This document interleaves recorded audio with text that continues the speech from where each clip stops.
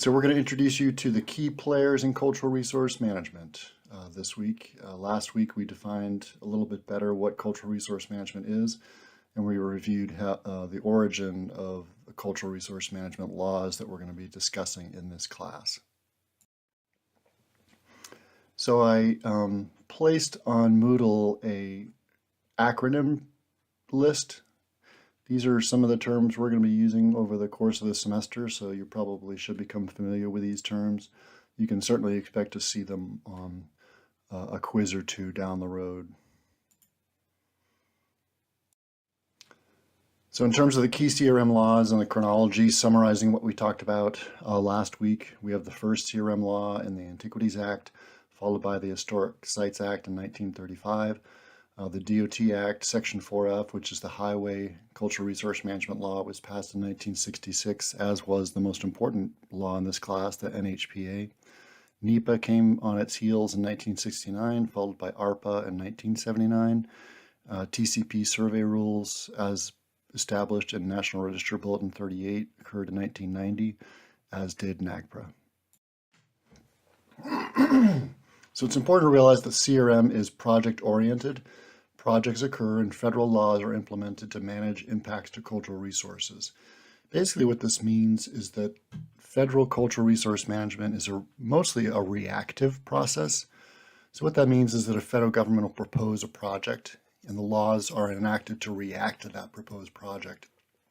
Unfortunately, most of CRM is not proactive, meaning that the laws aren't put in place to identify archaeological sites and other cultural resources prior to projects being implemented. So who are the key players in cultural resource management projects? So in terms of the cultural resource management players, this is an introduction, and you can also think about these as job types. So for those of you who are thinking about cultural resource management as a career option, all these types of players that we're going to talk about, the people that play important roles in cultural resource management, these are the jobs that you're going to get down the road, right? So these are potential job options for you. So the first group is, these are players or folks who always participate in almost every cultural resource management project. You're either going to have a federal or a state agency, or a state or a tribal historic preservation office. You might have all four, in all honesty, participating in a project, but no matter what, you're always either going to have a federal or state agency and a SHPO or a TIPO. And then you have a bunch of other folks that frequently participate. So in any given project, you might have a tribal historic preservation office as the main player. You might also have the state historic preservation office and vice versa also being a part of that project. So that's why I list the TIPO or SHPO in both categories. The Advisory Council on Historic Preservation, or the ACHP, is another player in some very complicated projects. Clients or applicants are important players because they're the people applying for permits from the federal government, and that's what instigates the project as outlawed, as defined by the law, the NHPA. Consultants are also important too, because a lot of times the federal agency that's implementing a cultural resource management project doesn't have the staff to actually do the work. So they will often hire consultants. Clients and applicants are also hire consultants. And that's why there's lots and lots of jobs out there as being cultural resource management consultants. And then there's another group that we won't talk about as much that sort of minimally participate and occasionally participate. You might have other than the SHPO, for example, you might have other state and local governments playing a role in a project. You might have the public. Now, the laws actually state that the public should be involved in every cultural resource management project, but as we'll talk about, that just doesn't always happen. Landowners are also important players in projects, especially if private land is part of any given proposed project. And then you might have nonprofit organizations. So let's go through each one of these categories for today's lecture. So federal agencies always participate. You might have a state agency playing the role of the federal agency, but by law, the federal agencies initiate all of the projects that we're going to talk about in this class. So the federal agency is very important. So examples of federal agencies are the USFS or the Forest Service, the FHWA or the Federal Highways Administration, the BLM or the Bureau of Land Management, Housing and Urban Development. All the branches of the military have cultural resource management. FERC, Federal Energy Regulatory Commission, so natural gas pipelines, for example, are regulated by FERC. The FCC, Federal Communications Commission, this is for cell towers. So anytime a new cell tower is put up, federal law implements cultural resource management. United States Army Corps of Engineers manage dams. So any archaeological sites, for example, around a dam would be managed by the USA COE. The FBI, believe it or not, they have construction projects. They actually have cultural resource staff. The Office of Surface Mining for coal mining projects. So there's any number of federal agencies involved in cultural resource management, and all federal agencies are required by law to have professionals in cultural resource management on their staff to lead cultural resource management projects. I just answered my own question. So do all agencies have CRM staff? Yes. So the agencies lead the federal projects, right? They manage their cultural resources on the one hand. So if you're a landowning agency like the Forest Service, and one federal agency I forgot to list on there is the one that I work with the most, is the National Park Service. So if you're like the National Park Service, the NPS, or the U.S. Forest Service, or the BLM, which own huge tracts of land, if you're working for the BLM or the Forest Service or the National Park Service as a cultural resource management professional, you are managing their cultural resources. If you're the federal agency, you're also issuing money to manage projects, permits. If somebody's applying for a coal mining permit, the federal agency will issue that permit. That'll instigate cultural resource law. Land access to applicants. So the Bureau of Land Management often gives leases for farmers to graze cattle, for example. That would implement cultural resource management law. So the strength of the agency is crucial, as you'll learn over the course of the class, meaning that some federal agencies do really well with their management of cultural resources and other ones don't. They might also establish things called programmatic agreements. That's agreements between state and tribal historic preservation offices and other federal agencies in order to streamline cultural resource management. So key federal agencies in Montana, the BLM is a big one. The BLM owns a lot of land. There's a lot of people involved in that, including some of those listed here. The Montana DOT, some of these people have moved on to other positions or have retired, but for example, Steve Platt's not the Montana DOT cultural resource management professional, but he did get his degree at the University of Montana. Yellowstone and Glacier, Tobin Roop is the manager of cultural resources at Yellowstone. Sydney Bacon at the Lolo National Forest got her degree at the University of Montana.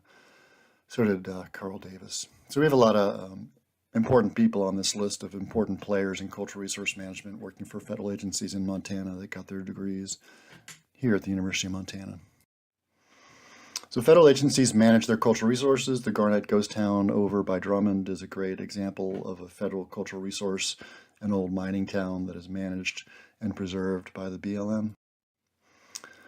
They also issue documents, so they'll do NEPA documents and NHPA documents. They also conduct National Historic Preservation Act compliance. This is a project that we participated in with Yellowstone in terms of they were going to reseed an area, so we went and made sure there weren't any archaeological sites in the way of the reseeding project. So we did the CRM for Yellowstone basically as a consultant.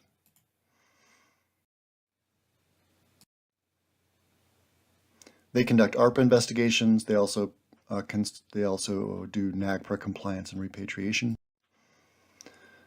So federal agencies drive 99% of all cultural resource management in the United States. And in order to work for the federal agency, you have to be a jack of all trades, meaning you have to know all these laws and be able to do a wide variety of things.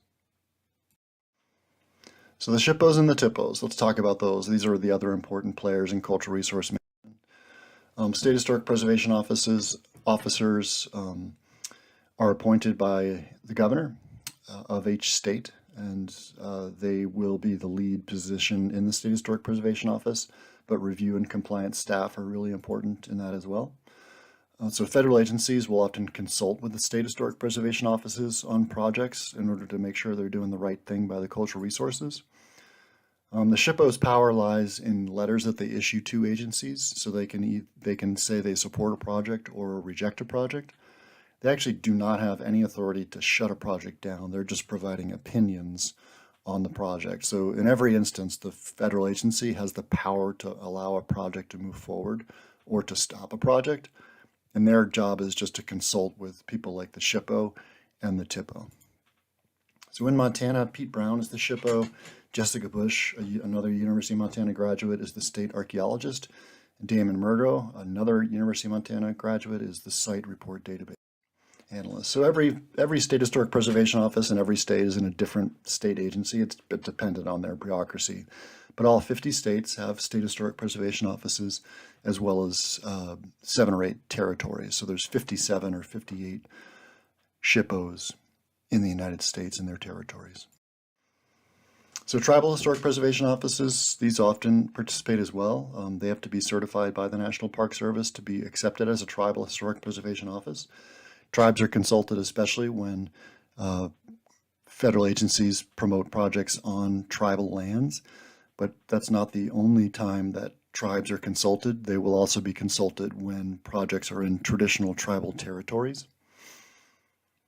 So if the reservation is the location of a project, that means the TIPO is the lead agency. If the project is off of a tribal reservation, then the SHPO would be the lead agency. Bureau of Indian Affairs may also play a role. Native American tribes without tribal historic preservation offices are still consulted on projects, but in that case, even if the project is on a tribal reservation, the State Historic Preservation Office would be the lead agency. How do you know which tribe to consult with? Just know your region, know the area that you're working with. You might ask the State Historic Preservation Office for a list of tribes. And then you can also refer to NAGPRA and the Tribal Historic Preservation Office databases. And on your Moodle website, I've actually provided a couple lists of tribal historic preservation offices that you can consult on a national basis. So all 7 Montana reservations have TIPOs, and now that's 8 because last year the Little Shell Chippewa tribe was given a tribal historic preservation office as well. So this slide is actually incorrect. There are actually 8 Montana reservations now which have tribal historic preservation offices. The original 5 were the Confederated Salish Kootenai tribes, Blackfeet, Rocky Boy, Crow, and Northern Cheyenne. They had their tribal historic preservation offices relatively early in the process, so in the 1990s. In 2011, Fort Belknap and Fort Peck established their tribal historic preservation offices. And again, last year, the Little Shell Chippewa tribe established a tribal historic preservation office. So 8. There's the Little Shell Chippewa tribe is down by Helena, south there, on the map near, I guess, probably the closest is in central Montana, where it says Blackfeet and Grovon. So we're going to end this lecture right here, and then I'll present another lecture with cultural resource management players that participate a little bit less. So the important point of this lecture was that the federal agencies and the SHPOs and the TIPOs, they are the most important players in cultural resource management, and they're going to be making 99.9% of the decisions on any cultural resource management project that's important. So there's a lot of power in the federal agencies, the TIPOs, and the SHPOs.